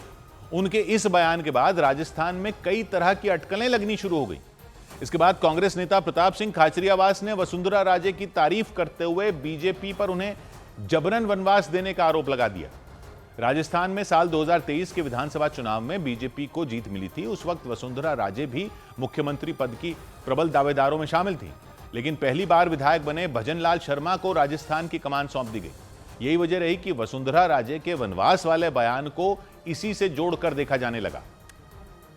और उन्होंने ये बयान धौलपुर में हुए एक धार्मिक कार्यक्रम के दौरान दिया। वहां वसुंधरा राजे एक राम कथा के कार्यक्रम में शामिल हुई। उन्होंने राम कथा के मंच से भाषण देते हुए वनवास का जिक्र किया। उन्होंने बयान दिया कि दुनिया में कोई चीज स्थायी नहीं है। वसुंधरा राजे के इस बयान पर कई तरह की सियासी अटकलें लगनी शुरू हो गईं। वनवास महाराज एक भगवान श्री राम के जिंदगी का ही एक हिस्सा नहीं है, हर इंसान का वो एक हिस्सा है। हर इंसान के जीवन में कहीं ना कहीं वो वनवास आ ही जाता है, पर आता है तो जाता भी है। उनके इस बयान ने कांग्रेस को बीजेपी को घेरने का मौका दे दिया। कांग्रेस नेता प्रताप सिंह खाचरियावास के मुताबिक वसुंधरा राजे को बीजेपी ने जबरदस्ती वनवास दिया था। वसुंधरा जी को इतना दर्द दे रही है बीजेपी तो गलत बात है। वसुंधरा जी ने राजस्थान में बहुत अच्छा शासन किया और उनके शासन का इकबाल नजर आता था। वसुंधरा राजे 2 बार राजस्थान की मुख्यमंत्री रह चुकी हैं और उन्हें 2023 के विधानसभा चुनाव के बाद भी सीएम पद का दावेदार माना जा रहा था, लेकिन विधानसभा चुनाव में जीत मिलने के बाद बीजेपी ने भजनलाल शर्मा के नाम का ऐलान कर सबको चौंका दिया था। इधर जम्मू कश्मीर के कटरा में पहाड़ खिसकने से जान गंवाने वालों के परिजनों ने गहने चोरी होने के आरोप लगाए। जम्मू कश्मीर के कटरा में पहाड़ खिसकने की घटना में मरने वालों के परिवार वालों ने कई गंभीर आरोप लगाए। उनके मुताबिक बचाव टीम और अस्पताल कर्मचारियों ने मरने वाले लोगों ने जो गहने पहने हुए थे वो चुरा लिए। भारतीय सेना ने जम्मू कश्मीर में तवी नदी पर बने चौथे ब्रिज का निर्माण शुरू कर दिया। तवी नदी में आई बाढ़ की वजह से यह पुल बह गया था, लेकिन मौसम ठीक होते ही सेना की इंजीनियरिंग यूनिट की देखरेख में पुल का निर्माण शुरू कर दिया गया। नक्सली हमलों का दुख झेल चुके आदिवासी परिवारों के संगठन बस्तर शांति समिति ने विपक्षी गठबंधन के उपराष्ट्रपति उम्मीदवार सुदर्शन रेड्डी का विरोध किया। 2011 में नक्सलियों के खिलाफ जंग लड़ने के लिए शुरू हुए सलवा जुडूम आंदोलन के खिलाफ सुप्रीम कोर्ट ने फैसला दिया था। वो फैसला सुनाने वाले सुप्रीम कोर्ट के जज बी सुदर्शन रेड्डी ही थे। उधर उत्तराखंड के चमोली में मूसलाधार बारिश के बीच बादल फटने से तबाही मच गई। इस आपदा के बाद चारों तरफ मलबा इकट्ठा हो गया, इससे लोगों की आफत बढ़ गई। बादल फटने की घटना ने वहां रहने वालों को झकझोर कर रख दिया। बताया गया कि चमोली जिले के मुपाटा गांव में बादल फटने के बाद दर्जनों जानवर मलबे के नीचे दब गए। इस घटना के बाद कई लोगों के लापता होने की खबर आई, कई लोग घायल बताए गए। हालांकि इस बीच राहत टीम और प्रशासन की तरफ से बचाव अभियान शुरू कर दिया गया, क्योंकि पहाड़ से आया हजारों टन मलबा नेशनल हाईवे पर इकट्ठा हो गया और इससे रास्तों का संपर्क टूट गया। साथ ही कई इलाकों में सड़क धंसने की वजह से लोगों की मुसीबतें बढ़ गईं, क्योंकि उस सड़क के टूटने से एक बड़ा गड्ढा हो गया और उसमें उफनती लहरें बहती दिखी। इस वजह से उस सड़क को पार कर पाना मुश्किल हो गया। चमोली जिले के मुपाटा गांव में बादल फटने की घटनाओं ने दूर दूर तक कोहराम मचा दिया। जहां तक नजर गई सिर्फ बर्बादी के निशान मिले। जमीन पर चारों तरफ मलबा और कीचड़ नजर आया। बड़े बड़े पत्थर और पेड़ों की टूटी टहनियां खौफनाक मंजर को बयां करती दिखी। जानकारी के मुताबिक वहां बादल फटने के बाद कई लोग लापता हो गए। साथ ही दर्जनों जानवरों के मलबे में फंसे होने की खबर मिली। इस बीच वहां से गुजरने वाले हाईवे की तो हालत खराब दिखी। बादल फटने के बाद पहाड़ खिसकने से हजारों टन मलबा उस सड़क पर इकट्ठा हो गया और उससे रास्तों का संपर्क टूट गया। इस दौरान मलबे के ढेर को देखकर लगा ही नहीं कि वहां कोई सड़क हुआ करती थी। हालांकि इस बीच खुदाई करने वाली मशीन से मलबा हटाने का काम शुरू कर दिया गया। इधर उत्तराखंड में भारी बारिश और पहाड़ खिसकने की घटनाओं से लोगों की मुश्किलें बढ़ गईं। उत्तराखंड में भारी बारिश की वजह से वहां बहने वाली अलकनंदा और मंदाकिनी नदी खतरे के निशान के पास पहुंच गई। इसके बाद पुलिस ने अनाउंसमेंट कर लोगों से नदियों से दूर रहने की अपील की। इसके अलावा उत्तराखंड के रुद्रप्रयाग में बादल फटने की खबर भी सामने आई। इसकी वजह से कई गांव बेहाल हो गए। वहां कुछ लोगों के मकानों को नुकसान हुआ, जबकि कई लोगों की गाड़ियां दब गई। वहीं उत्तराखंड के नैनीताल में भारी बारिश के बाद पहाड़ खिसकने से दहशत मच गई। इसके बाद हल्द्वानी से भीमताल जाने वाले हाईवे को बंद कर दिया गया, क्योंकि उस हाईवे पर लगातार पहाड़ से पत्थर और मलबा गिरता नजर आया। ये देखकर वहां से गुजरने वाले लोग दहशत में आ गए। एक गाड़ी उस हाईवे की तरफ जा रही थी, लेकिन तभी पहाड़ से पत्थरों की बरसात होनी शुरू हो गई। ऐसे में उस गाड़ी वाले ने तुरंत अपनी गाड़ी घुमा ली। पहाड़ खिसकने की इस घटना के बाद हल्द्वानी से भीमताल जाने वाले उस हाईवे को बंद कर दिया गया। उत्तराखंड में पिछले कुछ दिनों में भारी बारिश हुई। इसकी वजह से अलकनंदा और मंदाकिनी नदी उफान पर आ गई। इसके अलावा पुलिस ने गली गली घूमकर लोगों से नदियों से दूर रहने की अपील की। नदी की तरफ कोई भी व्यक्ति भूल के न जाए, नदी जलस्तर बढ़ चुका है। इसके अलावा उत्तराखंड के रुद्रप्रयाग में बादल फटने की खबर मिली। दावा किया गया कि वहां 3 जगहों पर बादल फटने से तबाही मच गई। एक बादल यहाँ फटा है, एक ऊपर फटा है और एक यहाँ से फटा है। वहां कुछ गाड़ियां मलबे में दबी नजर आईं। कुछ लोग उन गाड़ियों को मलबे से बाहर निकालने की कोशिश करते नजर आए। ये गाड़ियां दब चुकी हैं यहाँ पे। अभी भी बहुत बारिश और ऊपर से टूट फूट हो ही रहा है। प्रशासन के मुताबिक रुद्रप्रयाग में आई इस आपदा में एक महिला की मौत हो गई, जबकि कुछ लोग लापता हो गए। उधर उत्तराखंड के बागेश्वर में सैलाब के बीच फंसे विधायक के सुरक्षा कर्मी को एसडीआरएफ की टीम ने बचा लिया। बागेश्वर के कपकोट से विधायक सुरेश गाड़िया बाढ़ प्रभावित इलाके का दौरा करने पहुंचे थे। इस दौरान उन्होंने एसडीआरएफ की टीम की मदद से एक बरसाती नदी पार की, लेकिन उनके साथ चल रहे उनके सुरक्षा कर्मी बह गए। हालांकि एसडीआरएफ की टीम ने उन्हें बचा लिया। भारी बारिश की वजह से बागेश्वर के कई गांवों में बाढ़ जैसे हालात हो गए। नदी नाले उफान पर आ गए। ऐसे में कपकोट के विधायक अपने क्षेत्र का दौरा करने पहुंचे और इसी दौरान उनके सुरक्षा कर्मी एक नदी में बह गए। इससे पहले कपकोट के विधायक सुरेश गड़िया एक रस्सी की मदद से उस बरसाती नदी को पार करते दिखे। उनके साथ एसडीआरएफ की टीम के अलावा उनके सुरक्षाकर्मी भी चलते नजर आए। उस नदी का बहाव इतना तेज था कि एसडीआरएफ के एक जवान ने उन्हें पकड़ा हुआ था, जबकि एक जवान उनके आगे आगे चल रहा था। इस दौरान कई बार उनके पैर भी लड़खड़ाए। आधी नदी पार करने के बाद जैसे ही उनके सुरक्षाकर्मी आगे बढ़े, उनके पैर लड़खड़ा गए और वो उस नदी में गिर गए। पानी के तेज बहाव की वजह से वो बहते हुए कुछ दूर तक चले गए। ये देखते ही वहां शोर मच गया।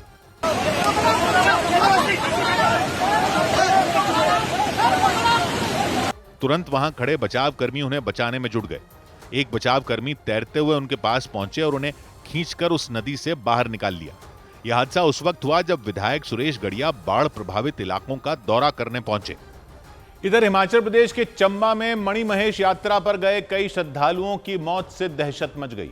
वहां भारी बारिश और पहाड़ खिसकने की घटनाओं के बाद प्रशासन ने मणिमहेश यात्रा को बीच में ही रोक दिया।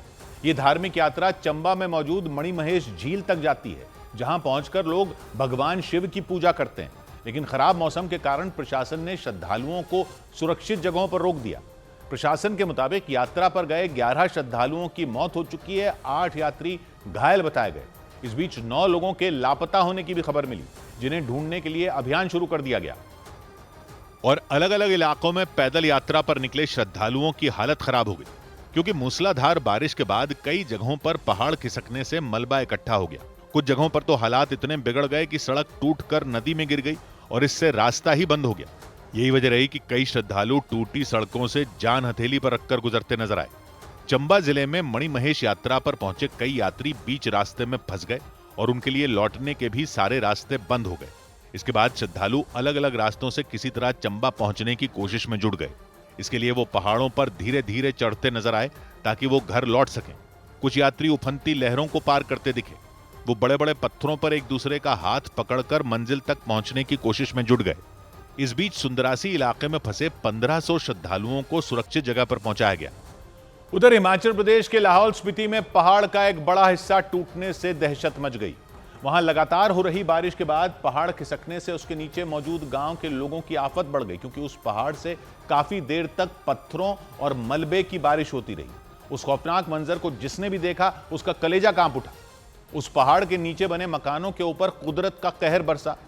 उन मकानों में रहने वालों की हालत खराब हो गई। एक साथ ढेर सारा मलबा गिरता देखकर वो जान बचाने के लिए इधर उधर भागने लगे, क्योंकि उस पहाड़ का हिस्सा अचानक भरभरा कर गिरता नजर आया। पहाड़ के ऊपर से बड़े बड़े पत्थरों की जोरदार बारिश होती दिखी। पत्थरों के गिरने से बादल गरजने जैसी आवाज सुनाई दी और चारों तरफ धूल की चादर बिछ गई। उसके बाद उस पहाड़ के नीचे बसे गांव में अफरा तफरी मच गई। ऊपर से एक साथ इतना सारा मलबा आता देखकर उनकी जान हलक में आ गई और अपनी जान बचाने के लिए वो भागते नजर आए। लाहौल स्पीति जिले के डिम्फुक नाम के गांव में इस दिल दहला देने वाले मंजर को देखकर लोग घबरा गए और अपने घर छोड़ने पर मजबूर हो गए। गनीमत ये रही कि किसी को कोई नुकसान नहीं हुआ। लगातार हो रही बारिश के बाद हिमाचल प्रदेश के कई शहरों में तबाही मच गई। इस बीच सोलन जिले के नालागढ़ में भारी बारिश के बाद महादेव नाम की नदी का जलस्तर बढ़ने से मुसीबत बढ़ गई। वहां नदी किनारे काम कर रहे कुछ लोग जलस्तर बढ़ने की वजह से फंसे नजर आए। जानकारी के मुताबिक वो लोग रात के अंधेरे में नदी के पास अवैध खनन का काम कर रहे थे, तभी नदी उफान पर आ गई और वो लोग खुदाई करने वाली मशीनों के साथ नदी में फंस गए। इधर दिल्ली में हुई मूसलाधार बारिश के बाद कई इलाकों में सड़कें लबालब हो गईं। पटपड़गंज इलाके में तो सड़क से गुजरने के दौरान एक एम्बुलेंस और एक बस पानी में फंस गई। वहां पानी निकालने के लिए पंप लगाया गया और उस एम्बुलेंस को निकालने के लिए एक क्रेन की मदद लेनी पड़ी। लेकिन सिर्फ पटपड़गंज ही नहीं, बारिश ने दिल्ली के बाकी इलाकों में भी लोगों को बेहाल कर दिया। दिल्ली के मथुरा रोड, विकास मार्ग, ISBT और गीता कॉलोनी में भी लोगों को काफी परेशानियों का सामना करना पड़ा। बारिश की वजह से सड़कों पर लंबा जाम लग गया, घंटों तक लोग जाम से जूझते रहे, क्योंकि दिल्ली में सड़कों पर घुटनों के ऊपर तक पानी भर गया। 2-3 घंटे से बारिश आई, 2-3 घंटे का ये हाल है। सोचो अगर जैसे मुंबई में बारिश होती है 2 दिन 3 दिन तो क्या आलम होगा। दिल्ली के पटपड़गंज इलाके में भारी बारिश के बाद सड़क पर इतना पानी भर गया कि वहां से गुजर रही उस एम्बुलेंस का निचला हिस्सा डूब गया। उसके पहिए तो दिखाई ही नहीं दिए। एम्बुलेंस से कुछ ही दूरी पर वो बस भी पानी में डूबी सड़क पर फंसी नजर आई। एक तरफ आप देखिए तो एम्बुलेंस बहुत देर से यहाँ पर फंसी हुई है पानी के अंदर, और ठीक दूसरी तरफ आप देखेंगे तो बस जो है वो आधी से ज्यादा यहाँ पर डूब गई है। तो ये हालात है थोड़ी सी बारिश होने के बाद। वहां सड़क पर पानी भर जाने की वजह से गाड़ियों का गुजरना बंद हो गया। हालांकि इसी बीच कुछ मोटरसाइकिलों और स्कूटरों पर सवार लोग किसी तरह रास्ता पार करते दिखाई दिए। उनमें एक मोटरसाइकिल की सीट और हैंडल ही डूबने से बच पाया। पटपड़गंज के मंगलम इलाके में सड़क से पानी निकालने के लिए 2 पंप लगाए गए और इसके बाद भी कई घंटों तक पानी भरा रहा, जबकि उस एम्बुलेंस को निकालने के लिए प्रशासन की तरफ से क्रेन भी वहां पहुंचाई गई, लेकिन उस क्रेन के पहिए तक बारिश के पानी में डूबे दिखाई दिए। जब से रोड बना तब से पानी ऐसे भरता है हमेशा। वहां के लोगों ने आरोप लगाया कि हर साल बारिश के बाद वो सड़क कई घंटों तक डूबी रहती है, लेकिन प्रशासन ने समस्या का समाधान नहीं निकाला। और दिल्ली में बारिश के बाद पानी में डूबी सड़क पर स्विमिंग करने का एक वीडियो शेयर कर आम आदमी पार्टी ने दिल्ली सरकार को घेरा।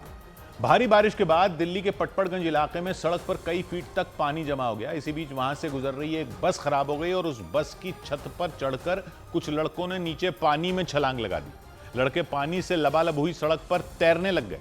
कुछ लोगों ने इसका वीडियो रिकॉर्ड कर लिया। इस वीडियो को आम आदमी पार्टी के नेता और पूर्व मंत्री सौरभ भारद्वाज ने सोशल मीडिया पर शेयर कर दिया और उन्होंने दिल्ली सरकार पर पानी की निकासी को लेकर कई सवाल खड़े कर दिए, क्योंकि दिल्ली में हुई तेज बारिश के बाद पानी में डूबी सड़क पर कुछ लड़के तैरते नजर आए। वीडियो दिल्ली के पटपड़गंज इलाके का बताया गया, जहां कुछ घंटों की बारिश ने सड़क को डुबो दिया। इसमें उन लड़कों के अलावा कुछ लोग भी गुजरते दिखे और उनकी कमर तक पानी भरा दिखाई दिया, जबकि वहां से गाड़ियों का गुजरना बंद रहा। इस वीडियो को आम आदमी पार्टी के नेता और पूर्व मंत्री सौरभ भारद्वाज ने सोशल मीडिया पर शेयर किया और उन्होंने दिल्ली सरकार पर निशाना साधा। उन्होंने दिल्ली की मुख्यमंत्री रेखा गुप्ता से नालों की साफ सफाई को लेकर कई सवाल पूछे। सौरभ भारद्वाज ने सवाल पूछा कि दिल्ली में अगर नालों से गाद निकाल ली गई थी तो दिल्ली सरकार इसकी जांच कराने से आखिर क्यों डर रही है। उन्होंने इस मामले में भ्रष्टाचार होने का भी अंदेशा जताया। सौरभ भारद्वाज ने कुछ दिन पहले भी बारिश के बाद दिल्ली के ग्रेटर कैलाश इलाके में पानी में डूबी सड़क का एक वीडियो सोशल मीडिया पर शेयर किया था और दिल्ली सरकार पर तंज कसा था। उस वीडियो में लोग सड़क पर नाव चलाते नजर आए थे। उधर पंजाब में गुरदासपुर जिले के डेरा बाबा नानक इलाके में बाढ़ की मार झेल रहे लोगों तक ड्रोन से खाने पीने का सामान पहुंचाया गया। प्रशासन ने ड्रोन के जरिए ही वहां दवाइयां और दूसरी जरूरी चीजें भी भिजवाई। भारी बारिश के बाद वहां बहने वाली रावी नदी में जलस्तर बढ़ने से आसपास के कई इलाकों में बाढ़ आ गई। हालात इस कदर बिगड़ गए कि कई लोग अपना घर छोड़कर दूसरी जगहों पर चले गए और जो लोग वहां से नहीं जा पाए वो अपने घरों की छतों पर रहने के लिए मजबूर हो गए। चारों तरफ पानी भरने से वहां वो बाहर ही नहीं निकल पाए। यही नहीं, राहत और बचाव की टीमों के लिए भी उन तक पहुंचना मुश्किल हो गया। इस बीच बाढ़ में घिरे लोगों के पास जो खाने पीने की चीजें थीं वो खत्म होने लग गई। दवाइयों के बिना बीमार लोगों की हालत भी बिगड़ने लगी। यानी बाढ़ से घिरे इलाकों में हाहाकार मच गया। और इन मुश्किल हालात में प्रशासन ने उन तक खाने पीने की चीजें पहुंचाने के लिए ड्रोन की मदद ली। इसके लिए कई पैकेट बनाए गए और उन्हें ड्रोन से बांध दिया गया। इसके बाद ड्रोन राहत सामग्री लेकर हवा में उड़ गया।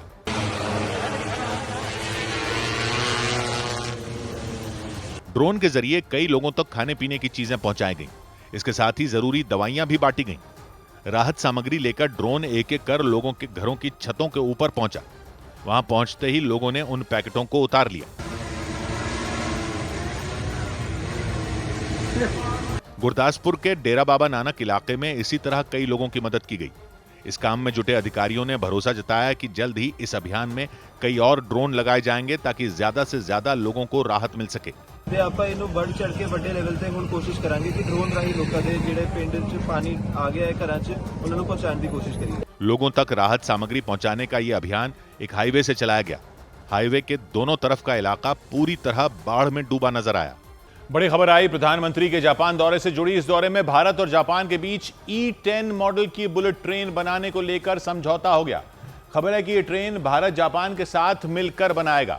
इससे पहले भारत जापान के साथ E5 मॉडल की बुलेट ट्रेन यहां पर चलानी थी, जिसका काम काफी तेजी से चल रहा है। सौभाग्य की एक बात यह कि यह तो आपको पता होगा, प्रधानमंत्री मोदी के जापान दौरे में एक बड़ी डील हुई जो हुई उसमें अब यह हुआ है कि भारत में जो बुलेट ट्रेन चलाई जाएगी वो लेटेस्ट बुलेट ट्रेन चलाई जाएगी। लेटेस्ट E10 मॉडल की ट्रेन होगी जो अभी जापान में भी नहीं चल रही है। जापान में भी अभी E5 मॉडल की बुलेट ट्रेन चलती है और पहले वही भारत में चलनी थी। जापान में बुलेट ट्रेन का अगला मॉडल बनाया जा रहा है और अब यही E10 ट्रेन जापान भारत के साथ मिलकर भारत में भी बनाएगा और यह मॉडल भारत और जापान दोनों में एक साथ लॉन्च किया जाएगा। भारत में पहला बुलेट ट्रेन का ट्रैक मुंबई और अहमदाबाद के बीच बन रहा है। यह लगभग 500 किलोमीटर का रास्ता है, जिसका पहला 50 किलोमीटर 2027 तक तैयार होने की उम्मीद है और 2029 तक बाकी पूरा ट्रैक तैयार होने का अनुमान है। तब तक टेस्टिंग के लिए जापान भारत को E5 और E3 मॉडल की ट्रेनें फ्री में देगा टेस्टिंग के लिए, और फिर जब पूरा रूट तैयार हो जाएगा तब तक E10 मॉडल की ट्रेन भारत में ही जापान के साथ मिलकर तैयार कर ली जाएगी और तब तक जापान में भी E10 मॉडल लॉन्च होने का टाइम हो जाएगा। तो दोनों देशों में E10 मॉडल एक साथ लॉन्च हो जाएगा। मतलब भारत में जब बुलेट ट्रेन चलेगी तो वो एकदम दुनिया की लेटेस्ट बुलेट ट्रेन होगी। तो इसमें खास क्या है? स्पीड तो E5 और E10 दोनों की 320 किलोमीटर प्रति घंटा की है, लेकिन E10 मॉडल की स्पीड बढ़ाकर 400 किलोमीटर प्रति घंटा तक की जा सकती है। यानी अभी जो लगभग 500 किलोमीटर का मुंबई से अहमदाबाद का सफर बुलेट ट्रेन से लगभग 2 घंटे में पूरा करने का प्लान है, वो अगर स्पीड को आगे चलकर 400 किलोमीटर प्रति घंटा करने का प्लान किया गया तो वो 1.25 घंटे में भी पूरा किया जा सकेगा। यानी भारत में जो बुलेट ट्रेन बनेगी जापान के साथ, वो भविष्य के लिए भी तैयार होगी, फ्यूचर रेडी। और तो और भारत के लिए जो बनाई जाएगी वो जापान में बनने वाली ट्रेन से भी एडवांस्ड होगी, क्योंकि भारत के लिए 2 खास बातों पर ध्यान दिया जा रहा है जो जापान में नहीं होती। हीट एंड डस्ट, गर्मी और धूल। जापान में जो E10 ट्रेन बन रही है वो 35 डिग्री सेल्सियस तक के तापमान में चलने के लिए बन रही है, जबकि भारत के लिए जो यहां बनाई जाएगी वो ऐसी बनाई जाएगी कि 50 डिग्री सेल्सियस तापमान में भी चल सके। और धूल के लिए तो भारत वाली बुलेट ट्रेन में खास फिल्टर लगे होंगे ताकि उसके सिस्टम में धूल ना घुस जाए। 320 किलोमीटर प्रति घंटा की स्पीड से जब ट्रेन चलेगी तो भारत की हवा में जो धूल होती है वो ऐसे सर्र करते हुए इंजन उसके पुर्जों में घुस सकती है। तो ये डिजाइन के लिए बड़ी चुनौती है, क्योंकि ट्रेन के अंदर तो आप बंद कर लो डिब्बे को, एसी कर दो अंदर से, लेकिन बाहर ट्रैक और पूरा रास्ता तो खुला ही हुआ है। वो पूरा रास्ता तो बंद करके एसी नहीं कर सकते, तो धूल तो रहेगी और गर्मी तो जो हमारे यहां पड़ती है वो पड़ती है। तो पूरा डिजाइन उसके हिसाब से बनाया जा रहा है। लेकिन सबसे बड़ी समझने वाली बात तो यह है कि यह बुलेट ट्रेन जो होती है वो इतनी स्पीड पर कैसे चल पाती है, हमारी बाकी ट्रेनें क्यों नहीं इतनी स्पीड से चल पाती। तो उसके लिए पहले तो यह समझिए कि किसी भी चीज की स्पीड को या किसी भी गाड़ी की रफ्तार को कौन रोकता है। चलने के लिए ताकत क्यों लगानी पड़ती है। अंतरिक्ष में देखा नहीं अभी आपने शुभांशु शुक्ला को, वो कैसे आराम से बिना ताकत लगाए जैसे तैर रहे थे। तो अंतरिक्ष में तो जो एस्ट्रोनॉट होते हैं वो बिना ताकत के चलते। सैटेलाइट भी जबरदस्त स्पीड पर पृथ्वी के चक्कर काटती रहती है। क्यों? क्योंकि वहां 2 चीजें नहीं होती, ग्रेविटी यानी गुरुत्वाकर्षण और दूसरा हवा। पृथ्वी एक चुंबक है तो सब चीजें जमीन से चिपकी रहती हैं। आपको भी सीढ़ी से ऊपर जाना हो तो चुंबक से ऊपर जाने में ताकत लगती है, क्योंकि पृथ्वी का चुंबक खींचता है नीचे। नीचे जाना हो तो ताकत नहीं लगती, क्योंकि पृथ्वी अपनी तरफ खींच ही रही होती है। ढलान पर गाड़ी बिना इंजन चलाए भी चली जाती है, पृथ्वी ही खींच लेती है, जमीन चुंबक है। तो ये तो ट्रेन में भी होगा, बुलेट ट्रेन में भी होगा। लेकिन दूसरी चीज जो आगे बढ़ने से रोकती है वो है हवा। पृथ्वी के चारों तरफ हवा का कंबल लिपटा हुआ है, ऑक्सीजन है इसीलिए तो जीवन है, तो सांस लेने के लिए तो यह हवा चाहिए। लेकिन यहां चलने के लिए इसी हवा को काटना पड़ता है, चीरना पड़ता है। तो बाकी ट्रेनों और बुलेट ट्रेन में क्या फर्क है? शेप देखिए आपने बुलेट ट्रेन की, आगे से कितनी लंबी सी नुकीली चोंच होती है, देखा? वो इसलिए होती है हवा को काटने के लिए। आप इसको ऐसे समझिए जैसे आप अगर साइकिल चलाओ या मोटरसाइकिल चलाओ, एक छाता खोल लो, क्या हुआ? ब्रेक से लग जाता है ना। कितनी ताकत लगानी पड़ती है आगे चलने के लिए, देखा ना आपने? क्योंकि हवा को काट नहीं सकते उस तरह से, अगर छाता ही पकड़ा हुआ हो तो बाकी जो ट्रेनें हैं वो सामने से ऊंची होती हैं, हवा को काटने में उतनी ही ज्यादा ताकत लगती है। अब आप बाइक पर जो आपने छाता खोला है उसको बंद करके नोक आगे की तरफ कर दो तो कैसे बाइक स्पीड पकड़ लेती है, वैसे ही बुलेट ट्रेन की नोक होती है आगे। पक्षियों की चोंच का भी तो यही सिस्टम है, हवा को आगे से काट कर उड़ते हैं पक्षी। हवाई जहाज में भी यही होता है। और गोली नहीं देगी, गोली कैसे होती है आगे से? बुलेट, बुलेट की रफ्तार सुनिए ना, बुलेट यानी गोली यानी कारतूस तो देखे ही आपने, आगे से नुकीले क्यों होते हैं? हवा को चीर कर जाने के लिए। तो यही होता है बुलेट ट्रेन में आगे से। तो एक तो स्पीड का राज हो गया ये आकार आगे से, इसको कहते हैं एरोडायनामिक शेप, यानी हवा को काटने वाला। दूसरा होता है इसका इंजन, जो असल में एक मोटर है, बिजली की मोटर। तो आप कहोगे कि बिजली से चलने वाले इलेक्ट्रिक इंजन तो बाकी ट्रेनों में भी होते हैं, इसमें ऐसा क्या है? तो पहली बात तो यह समझिए कि इसमें इंजन और डिब्बे अलग अलग नहीं होते। बाकी ट्रेनों में तो एक इंजन होता है जो डिब्बों को खींचता है कि नहीं? अब समझ लो कि अगर इंजन ही हो, पीछे डिब्बे ना हो, तो वो ज्यादा स्पीड पकड़ लेगा? नहीं पकड़ लेगा। आप इंजन में ही बैठे हो, अगर उसको कुछ खींचना ही ना हो पीछे, तो स्पीड तो ज्यादा पकड़ ही सकता है। और अब अगर सोचो कि पूरी ट्रेन ही इंजनों की हो, मतलब इंजन के पीछे के इंजन, इंजन के पीछे इंजन, इंजन इंजन इंजन, ऐसे ही ट्रेन हो, वो कितनी ताकत होगी उसमें? तो बुलेट ट्रेन एक तरह से ऐसे ही होती है। इसमें जो ताकतवर इलेक्ट्रिक मोटर लगी होती है वो सिर्फ आगे नहीं लगी होती, पूरी ट्रेन में लगी होती है मोटरें। सिर्फ इंजन ही ऊपर के बिजली के तारों से कनेक्टेड नहीं होता, पूरी ट्रेन ही कनेक्टेड रहती है। ये कोई बाकी ट्रेनों वाली पटरियों पर नहीं चलती, ये तो शायद आप जानते ही हो। ये सीमेंट की पटरियों पर चलती है जो खंभों पर खड़ी होती हैं, ऊपर पुल की तरह। फ्लाईओवर होता है जैसे मेट्रो पे जैसे कहीं कहीं मेट्रो चलती है, मेट्रो तो लेकिन नीचे भी आ जाती है। बुलेट ट्रेन ऊपर ऊपर ही खंभों पर लगी पटरियों पर दौड़ती है, सीमेंट की। तो वो धड़क भड़क लोहे की सड़क वाले झूले नहीं आते इसमें, सीधा स्मूथ ट्रैक पर दौड़ती है, स्पीड में, हिलती डुलती नहीं बाकी ट्रेनों की तरह। अलग ही ट्रैक होता है, ऊपर होता है जमीन से, तो वो सब कोई खतरा भी नहीं होता कि आगे क्रॉसिंग आ सकती है या गाड़ियां आ जाएंगी, गाय भैंसे आ जाएंगी, कोई और गाड़ी या मालगाड़ी हो सकती है आगे, सिग्नल वाले हो, वो सब चक्कर होते ही नहीं है जो बाकी ट्रेनों की रफ्तार को बीच बीच में कम करते रहते हैं। बुलेट ट्रेन ने फर्राटा भरा तो सीधा अगले स्टॉप पर ही रुकना है उसको, इसलिए भी स्पीड ज्यादा हो जाती है। और अब ये जापान के साथ भारत में ही बनाई जाएगी, तो यहां जब लॉन्च होगी तो बिल्कुल लेटेस्ट वाली होगी जो अभी जापान में भी नहीं है। 100 बात की एक बात। इधर राजीव शुक्ल को बीसीसीआई का कार्यकारी अध्यक्ष बना दिया गया। बीसीसीआई ने राजीव शुक्ल को कार्यकारी अध्यक्ष नियुक्त कर दिया। बीसीसीआई के अध्यक्ष रहे रॉजर बिन्नी के इस्तीफा देने के बाद उन्हें यह जिम्मेदारी सौंपी गई। बीसीसीआई के नियमों के मुताबिक अध्यक्ष की उम्र 70 साल से ज्यादा नहीं होनी चाहिए, इसी वजह से रॉजर बिन्नी को यह पद छोड़ना पड़ा। खबर है कि बीसीसीआई 13 सितंबर को भारतीय क्रिकेट टीम के कप्तान रोहित शर्मा का फिटनेस टेस्ट ले सकती है। सूत्रों के मुताबिक उन्हें योयो और ब्रोंको दोनों टेस्ट देने होंगे। रग्बी की तर्ज पर तैयार किए गए ब्रोंको टेस्ट में खिलाड़ी को 6 मिनट के अंदर 240 मीटर की दौड़ के 5 सेट पूरे करने होते हैं। नीरज चोपड़ा स्विट्जरलैंड के ज्यूरिख में भाला फेंकने की प्रतियोगिता डायमंड लीग के फाइनल में दूसरे स्थान पर रहे।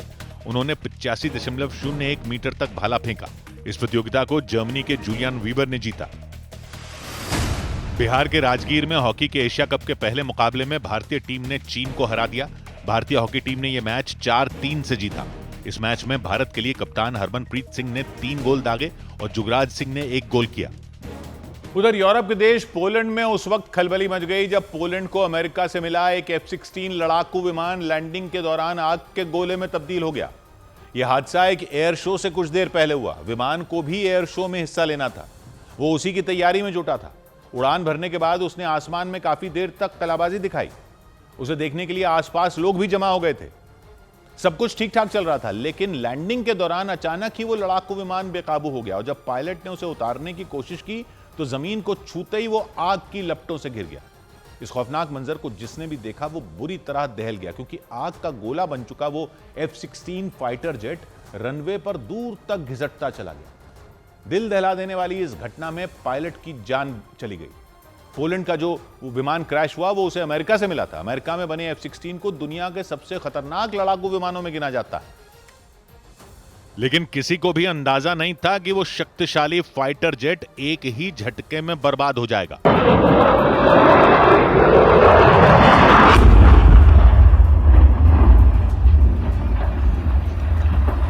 रोंगटे खड़े कर देने वाला यह हादसा पोलैंड के रादोम शहर में हुआ।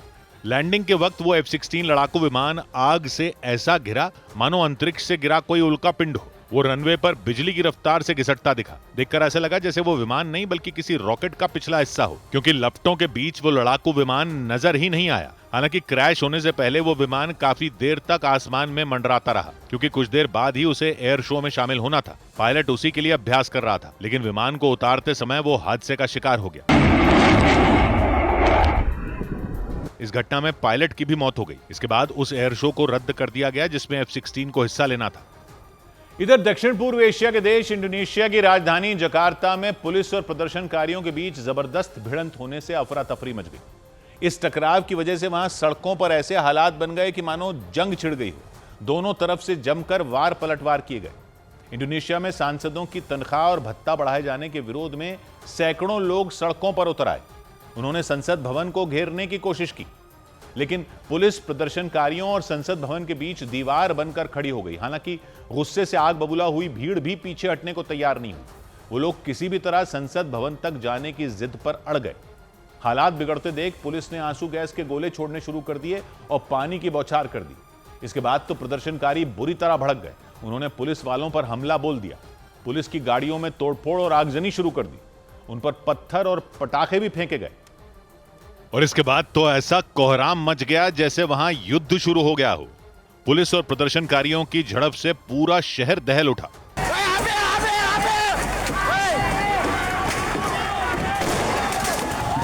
इंडोनेशिया में सांसदों का वेतन और भत्ता बढ़ाए जाने के बाद बवाल हो गया।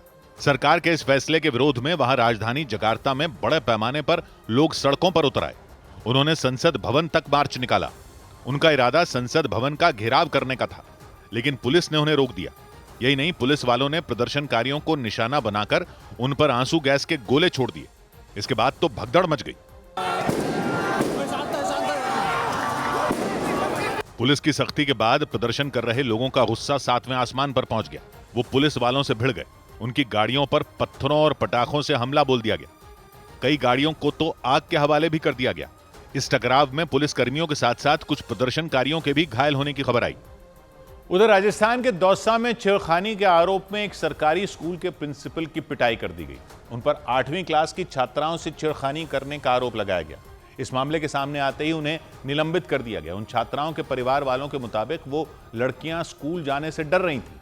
जब परिजनों ने उनसे इसकी वजह पूछी तो उन्होंने सारा सच बताया, जिसे सुनते ही वो भड़क गए। इसके बाद उन छात्राओं के परिवार वाले इकट्ठा हुए और प्रिंसिपल को पीटने के लिए उस स्कूल में पहुंच गए और वहां पहुंचते ही उन्होंने प्रिंसिपल की चप्पलों से पिटाई कर दी। वो प्रिंसिपल उस स्कूल के क्लासरूम में बैठे हुए थे। वो सभी लोग सीधे उस क्लासरूम में गए और उनकी पिटाई करनी शुरू कर दी। वहां मौजूद महिलाओं ने तो पीट पीट कर उनके कपड़े तक फाड़ दिए। इसके बाद प्रिंसिपल को घसीटकर उस क्लासरूम से बाहर लाने की कोशिश की गई, लेकिन उन्होंने खुद को बचाने के लिए क्लासरूम का दरवाजा पकड़ लिया। इसके बाद लोगों ने गुस्से में उन्हें धक्का मारकर बाहर निकाल दिया।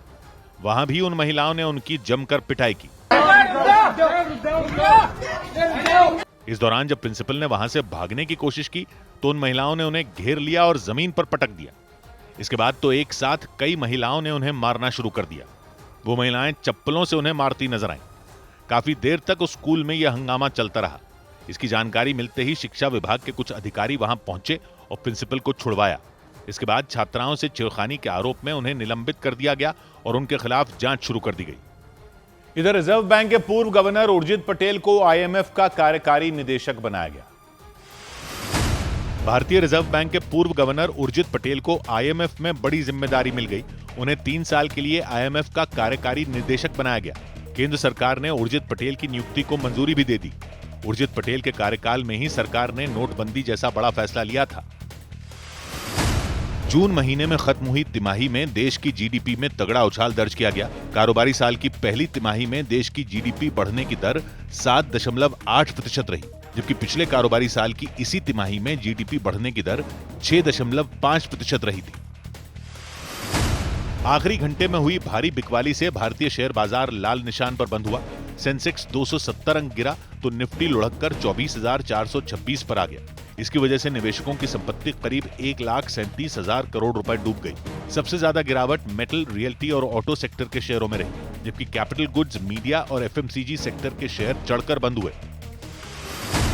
रिलायंस इंडस्ट्रीज ने भारत में एआई यानी आर्टिफिशियल इंटेलिजेंस को बढ़ावा देने के लिए रिलायंस इंटेलिजेंस नाम से एक नई कंपनी लॉन्च कर दी। कंपनी की 48वीं सालाना बैठक में चेयरमैन मुकेश अंबानी ने इसकी घोषणा की। इसका मकसद भारत को एआई के क्षेत्र में आगे ले जाना होगा। रिलायंस इंडस्ट्रीज के चेयरमैन मुकेश अंबानी ने रिलायंस जियो के आईपीओ को लेकर बड़ा ऐलान किया। उन्होंने बताया कि जियो के आईपीओ के लिए ड्राफ्ट पेपर जल्द फाइल किया जाएगा। मुकेश अंबानी के मुताबिक साल 2026 के पहले 6 महीनों में रिलायंस जियो का आईपीओ लॉन्च करने की योजना है। इधर दिल्ली के पास यूपी के गाजियाबाद में एक मंदिर से करीब 25 साल पहले चोरी किया गया 51 किलो का घंटा मिल गया। बताया गया कि साल 2000 में सीकरी खुर्द नाम के गांव में मौजूद महामाया देवी मंदिर से उस घंटे की चोरी की गई थी। इसके बाद उस गांव के लोगों ने पुलिस में शिकायत की थी और कुछ दिन बाद ही आरोपियों को गिरफ्तार कर लिया गया था, लेकिन घंटे को बरामद करने के बाद उसे थाने में ही रख लिया गया था। हालांकि 25 साल की कानूनी लड़ाई के बाद वो घंटा मंदिर को लौटा दिया गया। इससे गांव वालों में खुशी की लहर दौड़ गई और वो एक बड़े डंडे की मदद से 51 किलो वजन वाले उस घंटे को उठाकर मंदिर में वापस लाते दिखे। इसके बाद मंदिर के पुजारियों और गांव वालों ने उस घंटे की पूजा करनी शुरू कर दी। इस दौरान उन्होंने एक एक करके उस भारी भरकम घंटे के ऊपर फूल माला चढ़ाई और मंत्रों का उच्चारण करके उसकी शुद्धि की। ओ संतोषी माता की, संतोषी माता की। इसके बाद उस घंटे को उसी जगह पर लगा दिया गया जहां से वो चोरी हुआ था। जानकारी के मुताबिक गाजियाबाद जिले में मौजूद महामाया देवी मंदिर से 25 साल पहले उस घंटे की चोरी हो गई थी। चोरी भी पकड़ी गई, वो लोग जेल भी गए थे। घंटा पिछले 25 साल से हमारा थाने में रखा गया था और लंबे इंतजार के बाद पुलिस वालों ने घंटे को वापस गांव वालों को सौंप दिया। जो भी माता रानी में अपनी आस्था रखते हैं, सभी को खुशी है कि घंटा वापसी हो गया और मैं सभी का धन्यवाद करना चाहूँगा। गाँव वालों के मुताबिक वो घंटा उनकी आस्था का प्रतीक है। उसके वापस आने से उनकी जीत हुई। इधर मध्य प्रदेश के दतिया में एक लड़के के मोबाइल टावर पर चढ़ने से पुलिस कर्मियों के हाथ पांव फूल गए। पुलिस के मुताबिक कुछ दिन पहले दतिया के थरेट इलाके से एक नाबालिग लड़की लापता हो गई थी और अजय कुशवाहा नाम के उस लड़के पर उसे बहला फुसलाकर भगा ले जाने का आरोप लगाया गया था। लेकिन पुलिस के मुताबिक वो नाबालिग लड़की लापता होने के अगले ही दिन अपने घर लौट आई थी। बताया गया कि पुलिस को दिए बयान में उसने अपने पिता की डांट से नाराज होकर घर से भागने की बात कही थी। इस बीच उसे भगाने के केस में आरोपी बनाए जाने से अजय कुशवाहा परेशान हो गए और थाने के पास मौजूद मोबाइल टावर पर चढ़कर उसने अपना विरोध दर्ज कराया और बताया गया कि वो मोबाइल टावर पर चढ़कर अपनी जान देने की धमकी देने लगा। अजय कुशवाहा उस नाबालिग लड़की को वहां पर बुलाने की बात पर अड़ गया। लड़की करेगा क्या बात करनी। इस दौरान टावर के नजदीक खड़े पुलिसकर्मी के साथ गांव के लोग उसे समझाते नजर आए, लेकिन अपनी बात मनवाने के लिए वो वहां पर बैठा रहा। बयान में तेरा नाम नहीं, तेरे भाई का नहीं, अब क्या दिक्कत हो रही तुझे? पुलिसकर्मी ने उस नाबालिग लड़की के पुलिस को दिए बयान को पढ़कर सुनाया और भगाने के केस में उसका नाम दर्ज न होने का भरोसा दिया। अजय कुशवाहा का कहना था कि मेरी रिपोर्ट क्यों की थाने पर, इसी बात को लेकर वो टावर पर चढ़ गया। पुलिस के मुताबिक थरेट इलाके में रहने वाली वो नाबालिग लड़की कुछ दिन पहले अपने घर से अचानक गायब हो गई थी। बताया गया इस मामले में अजय कुशवाहा को आरोपी बनाया गया था। आरोप लगा था कि वो उसे भगाकर अपने साथ ले गया था। वहीं पुलिस के मुताबिक रिपोर्ट दर्ज होने के कुछ घंटों बाद वो अपने घर आ गई थी और लड़की ने अपने बयान में बताया था कि वो पिता की डांट से नाराज होकर दतिया से झांसी चली गई थी, लेकिन इस केस में आरोपी बनाए जाने के खिलाफ अजय कुशवाहा भड़क गया और केस से अपना नाम हटवाने के लिए मोबाइल टावर पर चढ़ गया। इसके बाद पुलिसकर्मियों ने किसी तरह समझाकर उसे टावर से नीचे उतारा।